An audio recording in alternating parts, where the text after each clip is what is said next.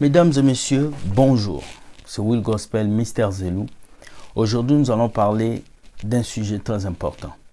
Nous allons parler d'empoisonnement, nous allons parler d'un meurtre et nous allons parler aussi, avant de finir, de tout ce qui se passe dans notre monde aujourd'hui. Voilà pourquoi je vous dis bienvenue dans votre émission Entre nous. Générique.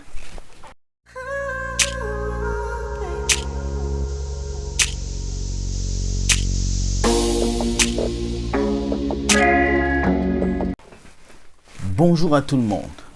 Lorsque le bonheur frappe à votre porte, ne soyez pas toujours le premier à pouvoir crier très haut, car il y a des personnes qui ne vous aiment pas et qui vous veulent du mal. Ce matin, je vais vous parler d'une vidéo qui va faire très mal. À cause du visa du Canada, un jeune garçon a été empoisonné. Combien de personnes autour de nous ne nous aiment pas? Ils nous haïssent. Ils veulent juste voir notre mal. Alors lorsque Dieu nous bénit, ne faisons pas des tapages. Restons chez nous et faisons ce qu'il faut faire. Fermons nos bouches, sachant garder les secrets devant certaines personnes. Mesdames et messieurs, voici la première vidéo. On regarde. Il obtient son visa pour le Canada, l'annonce à ses amis et ceux-ci l'empoisonnent. C'est ce qui s'est dit sur le décès surprenant du jeune Yannick Bekemen. Comme des milliers de jeunes sur le continent, le jeune Yannick aspire à une meilleure vie et a donc décidé d'engager la procédure pour immigrer au Canada. Il travaillait dans une entreprise au quartier Bastos à Yaoundé, un quartier huppé de la capitale politique du Cameroun. Ayant obtenu son visa, il va donc décider de partager ce qui était pour lui une bonne nouvelle avec ses amis au sein de l'entreprise.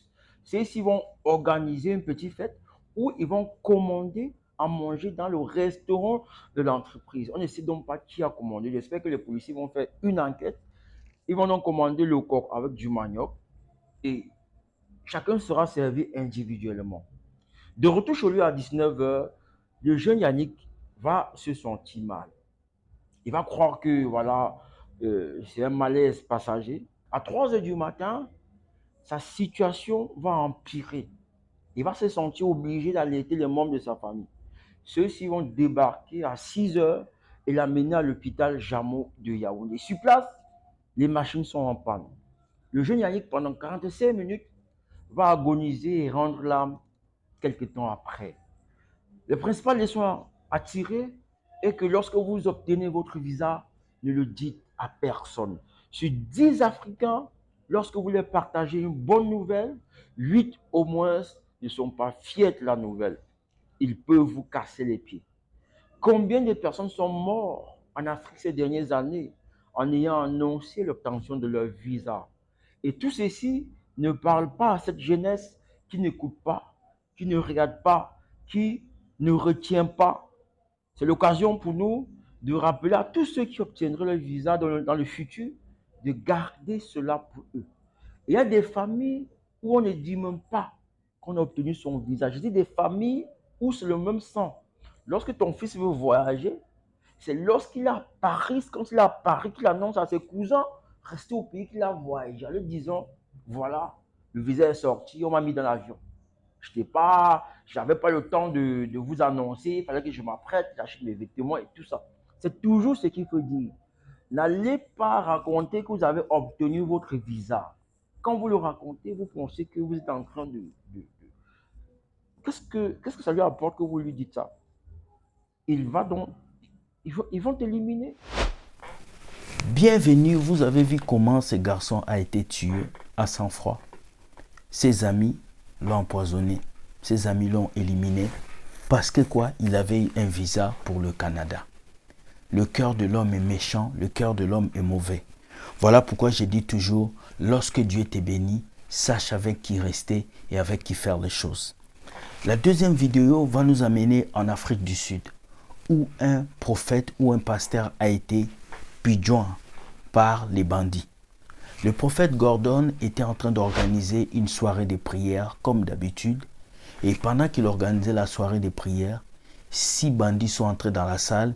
Ils ont tiré des coups de feu, dont 2 coups de feu sur le prophète qui est tombé et qui est mort. Triste nouvelle de voir un jeune prophète comme ça partir très tôt. D'après nos sources, ce prophète était lié à beaucoup de choses illicites. Voilà pourquoi il a payé le prix de ce gang. Alors le conseil à travers cette vidéo, Jésus vous dit au pasteur, faites attention. On regarde la vidéo et on revient tout juste après. Regardons. A South African pastor has been shockingly murdered in the middle of a sermon. This shocking incident occurred at a church in Newlands, Johannesburg last night. 6 armed men entered the building while the service was ongoing. They robbed the congregants of belongings and shot 3 people. One of them was the pastor who tragically passed away due to his injuries. This is the second viral incident in recent months of a South African church being targeted. The criminals haven't been caught yet, but a manhunt is underway. Bienvenue de retour. Vous avez vu comment est-ce qu'on a expliqué comment ce jeune prophète est mort. Les gens ont fait irruption à l'église, ils ont tiré sur le prophète, il est mort. Pasteur, vous n'êtes pas invincible. Homme de Dieu, vous n'êtes pas des super-hommes. Vous êtes faits de chair et d'os. Ne mettez pas aussi les fidèles de Dieu en danger. Aujourd'hui, beaucoup de pasteurs mettent les enfants de Dieu en danger. Vous savez que vous habitez un quartier chaud, un quartier où il y a beaucoup de choses. Mais vous faites des veillées de prière la nuit. Les gens viennent dans vos églises avec des téléphones, avec tout. Ça peut se passer partout. Mais lorsque nous sommes dans une église, tout est ouvert, c'est aussi difficile aussi.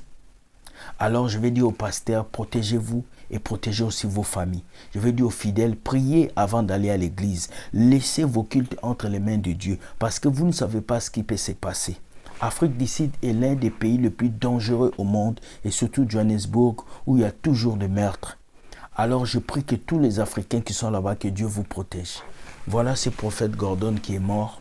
Ça fait très mal, mais je voulais vous le dire ça. Tant que vous êtes homme de Dieu, faites attention. Parce que j'ai dû recevoir même de mes sources qu'il y a des personnes qui ont été payées pour éliminer des hommes de Dieu. Faites très attention. Que Dieu vous garde et que sa grâce soit sur vous. Bienvenue, nous allons passer à la 3e vidéo. Regardez la 3e vidéo et nous revenons juste après. Regardez, regardez. I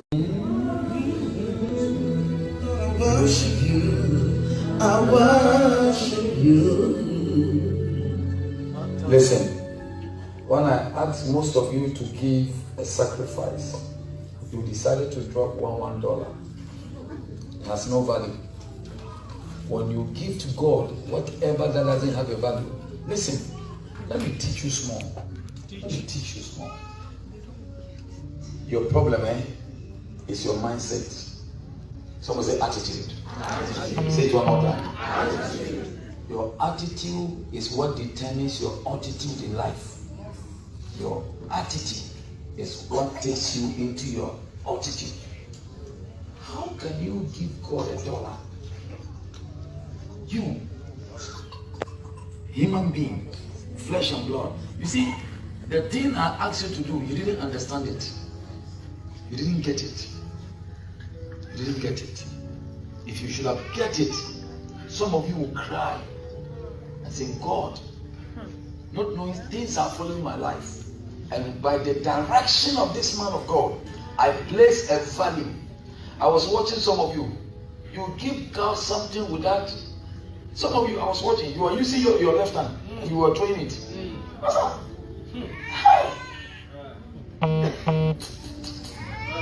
Please, next time when you are coming, come and do your church here. Next time, come. When I give you my word, I give it. I don't go to places where people don't honor God. It's a waste of time. How do you use your hand, left hand, and you give $1? Some of you are blessed. You are driving a car. You are living a home. When it comes to God, $1, you do it like this. Do you know the God you are serving? Yes. Even Muslims, they don't do that. How come? Idol worshippers. Idol worshippers. They don't do that. Hey! Surprise. Wonder shall never end. In America, a place called Fargo.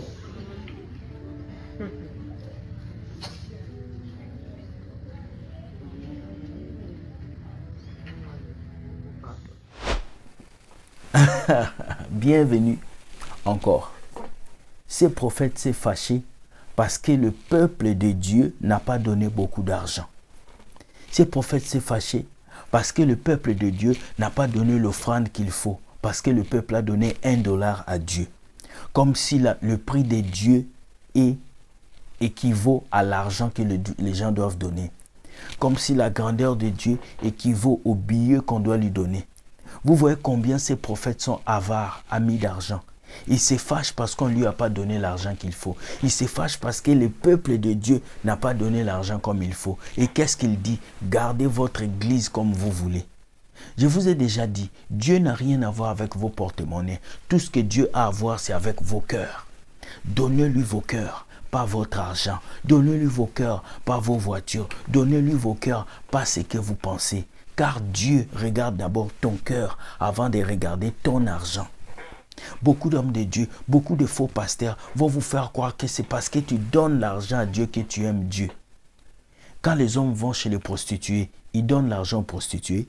Est-ce qu'ils aiment les prostituées? Non. Ce n'est pas parce que tu donnes des billets à Dieu que tu aimes Dieu. Ce n'est pas parce que tu donnes de l'argent à Dieu que tu aimes Dieu. C'est faux. Quelqu'un peut donner des millions à Dieu alors qu'il n'aime pas Dieu. Ce qui prouve que tu aimes Dieu, c'est obéir à sa parole. C'est avoir sa crainte dans ton cœur.